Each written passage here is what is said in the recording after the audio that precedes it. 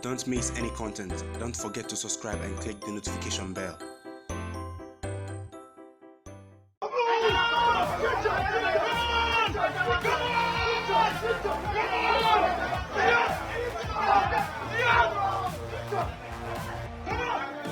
Hey guys, welcome back to Sahara Football. Those were the Black Stars players. After the victory yesterday against Guinea-Bissau, I'm going to do a review of that game. The Black Stars finally made it to the round of 16. We had to wait till the final day to see if we'll make it to the round of 16, and thankfully we did, and we topped the group, and that in itself is a good thing. As usual, I'm your host Kwesi Appiah. Welcome back to the channel. If you're new to the channel, I advise you to subscribe to this channel and to click on the notification bell to get more updates. Before I begin, however, I'd like to just say amazing footballing action took place yesterday. The United States of America, the women, made their third World Cup final in a row. That's quite amazing. And the US, some of their football is really scintillating. I really enjoyed watching that alongside the Afcon. Was switching between channels. And also Brazil took on Argentina in the Copa America semi-final. Brazil came out on top. Dani Alves rolling back the years, 36-year-old, still doing the kind of stuff he's doing. It was so amazing to watch once again. So that's some of the footballing action that took place yesterday. I really enjoyed and thought you guys should know about. So the Black Stars of Ghana yesterday took on Guinea-Bissau in what was a must-win encounter, and it would go on to determine whether Ghana would make it to the round of 16. We're going to also hear from coach Kwesi Appiah, as well as captain Ayew and man of the match Mubarak Wakasu. So the game didn't start so well for the Black Stars. They were not in control of the first half, especially was not something to write home about. Guinea-Bissau almost took the lead in this game, hitting the bar, fingertips of Richard Ofori, moving the ball onto the bar, and it could have been a different story had Guinea-Bissau taken that lead. So later on in the game, the Black Stars grew. Mubarak Wakasu in midfield was the best player. I have to say, he was voted man of the match, and that goes to say a lot. He was the best player on the field, and his dinked lob pass actually to Jordan Ayew was the highlight for the Black Stars in the first half. His dink pass for Jordan Ayew was sumptuous. Ayew subsequently hit the bar, and Ghana unfortunately could not make that count. The first half ended a dire first half. I have to say, it wasn't one we could remember for anything good in terms of Ghana, and we went into the break 0-0 level with Guinea-Bissau. Immediately after the break, the great response we all needed from the Black Stars. Jordan Ayew, after a through ball from Baba Rahman, who was celebrating his birthday yesterday, went in on goal with the defender, a little step over 1-2, and he was clear on goal. A finesse shot into the top left corner of the goal post, and it was 1-0 for Ghana. Yes, the Black Stars took the lead as early as the 46th minute, a minute into the start of the second half, and everything was in place once again. The Black Stars controlled the game from there on, though a few chances from Guinea-Bissau came through, but nothing threatening to the Black Stars. Richard Ofori once again was immense in defense at the back for the Black Stars. John Boy, who many didn't like him so much, was also okay in the Black Stars setup. He had an improved performance. Nothing silly from John Boy this time. He was great at the back, and Yadom at right back, in my opinion, was also good. Baba Rahman gave 2 assists. He gave the second assist after he made an overlapping run, and Ayew found him in acres of space. He crossed, and all Thomas Partey had to do was to tap in. Partey had a stinker, I have to say, but for that goal, many would forget that he had a stinker. It wasn't a great game once again until a free Aqua came in, and Thomas Partey had a license, I think, to move forward a little bit more. I hope Kwesi Appiah has recognized this particular change, and going forward into the round of 16, there's no room for error.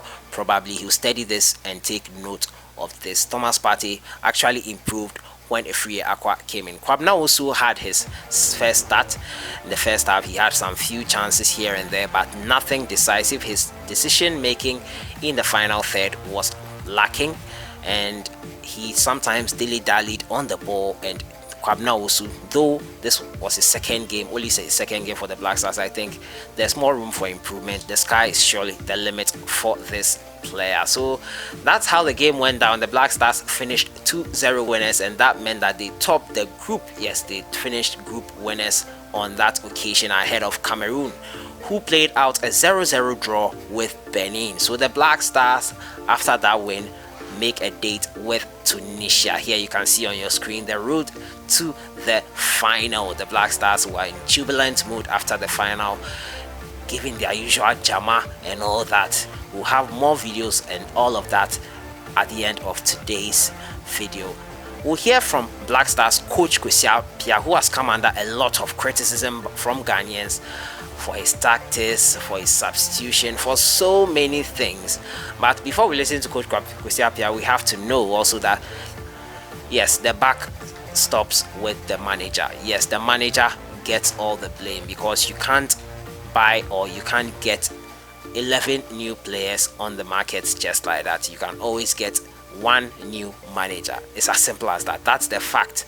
Yes, Coach Kwesi Appiah, yes, there are still a few question marks on him and his tactics, but you have to remember, guys, that 75% of the Black Stars players are not regulars. They all play from the bench. They are not regulars at their clubs, and national team coaches usually depend on the leagues of the country, the leagues that the players are playing, and how regularly they play. That's what will determine the success of a national team coach. There are exceptions, of course, to every rule, and unfortunately for us, Coach Kwesi Appiah is not the exceptional coach who will make that exception, making do with little talent players who play regularly for their clubs as they can. He is not that exception, and probably we should look at the players also. They don't play regularly, so he has to work with what he has. That doesn't exempt him from any blame, but Coach Kwesi Appiah, I don't think criticizing him anymore would help us in the long term. Just my opinion, putting it out there. Let me know your thoughts on this. But let's go have a listen to Coach Kwesi Appiah after the game. We'll then listen to Andre Ayew, as well as man of the match Mubarak Wakaso. But first of all, Coach Kwesi Appiah. Actually, the first half I was not happy. About our performance was not the best. I told them to wake up, and because tactically there were so many, pieces that, normally we don't play like that. And I think that in the second half, they showed a lot of agency in the game that we were playing.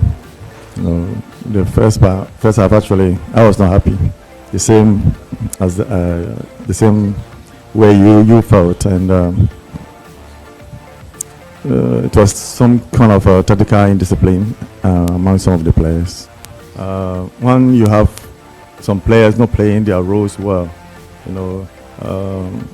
the tendency of getting a slow game, comes in. Secondly, there were a whole lot of you see, a good team is a team that has got a very good defense, that can start their game. The players in defense should have confidence to put the ball down and play. When you don't have, that confidence level in some of the players, sometimes, it creates that thing. Thirdly, I think we play some games where we kind of slow the game down. It's sometimes you don't need to rush into going forward. You need to tactically change the ball here and there and see the best holes that you can put the ball in. If it's kind of, okay, let's rush and go, you just pick the ball thinking that, okay, we should go, and then you go and lose the ball.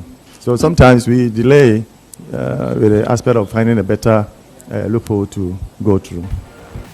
A player and you are afraid of criticism, it's better you stop playing or you stop coaching. I'm used to it, and the most important thing is once they criticize, you look at the good things that comes out of it, you learn from it, and then you make sure you do what is. At the end of the day, nobody's perfect. I, for instance, will do the best that I can, but as to criticisms, you could even win all your matches and you still have people who hate you or jealous of you. I don't know how to put it. But they will say all sort of things. But the most important thing is to make sure we are able to deliver. I don't know, we've got some games to play. We're praying that, we take a game as it comes and hope that, we get to the end. Compliment. First, I need to thank my teammates, the whole Ghana, and my fans for the support and the prayers, everything. Like you said, we had a difficult game, which we knew we were going to face a game like this. And as you can see, there is no small nation in this tournament. So what I have to say is I need to congratulate my colleagues, my teammates, and everybody in the team, and we'll keep up. No, I think Ghanaians believe in us, and we know that they believe in us, and we are giving our best. We know that big team have lost games. We have not lost any game, so that shows the power of the team, and we have won, and we are top of the group. So and being top of the group doesn't ensure you to win the next game. It's not only about taking the ball, running, and no, we need to stay as a team. And I'm very proud of all the boys. Honestly, I'm very proud of them, because the pressure that Ghanaians put on the lads, is not everybody that can take this pressure, and they have shown a lot of character, and I congratulate everyone, and we need to stay calm now, rest, and prepare for the next game. So you heard there from Coach Kwesi Appiah, and he says criticism is normal if that is what will make him, if you can't take criticism as a player or a coach, you better quit. And I agree perfectly with him. I think he makes much sense over there. And Coach Kwesi Appiah, they're excited about the progression into the round of 16 to face Tunisia. So that is it. We heard also from Captain Andre Ayew, says the Ghanaians criticize because we believe in them, and I'm happy he's taking that on the chin. I'm happy they are taking all the criticism on the chin and using it to perform well. Let me know your thoughts on yesterday's game, the Black Stars finally qualifying. What were you impressed most about? Which player was your pick? Did you think Mubarak Wakas would deserved the man of the match, or would you have given it to Baba Rahman, who had 2 assists? Let me know your thoughts in the comments box. Baba Rahman has proved a competent replacement for Lumo Agbenyanu coming in for him. We have 3 days break before round of 16 fixtures come up, and you can see here on your screen the road to the final. The Black Stars are on the left hand side of things, and that is bracket A. Bracket B, the Black Stars are on bracket A, and they will face Tunisia, North African side Tunisia, who struggled to win a game in the group stages. They didn't win a single game. They drew all 3 matches but managed to make it out of their group, and the Black Stars will fancy themselves but not underestimate Tunisia. This is knockout football, and there's a different kind of football that is played in knockout football. So that has been it for today. I've been reviewing the performance of the Black Stars players, how they did their last group game in the African Cup of Nations. So I'll be reviewing the African Cup of Nations in general, the number of goals, the best players, my favorite game that I enjoyed at the African Cup of Nations, and the surprising boys, the new kids on the block who have surprised most of us. Even those who tried to predict the Afcon could not see them having so much influence on the tournament as they did. I'll be doing that. Watch out for that video. If you are not subscribed and click the notification bell.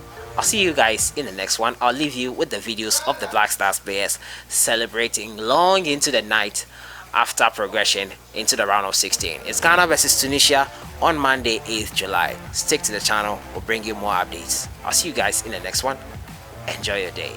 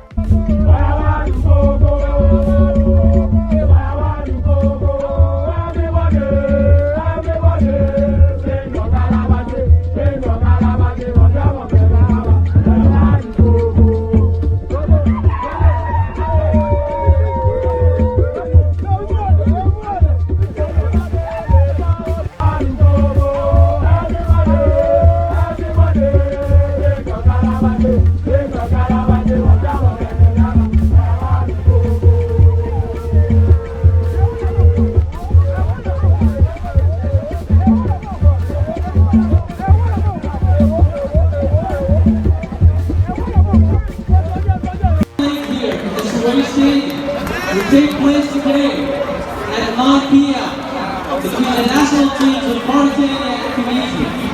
Thank you and have a safe journey home.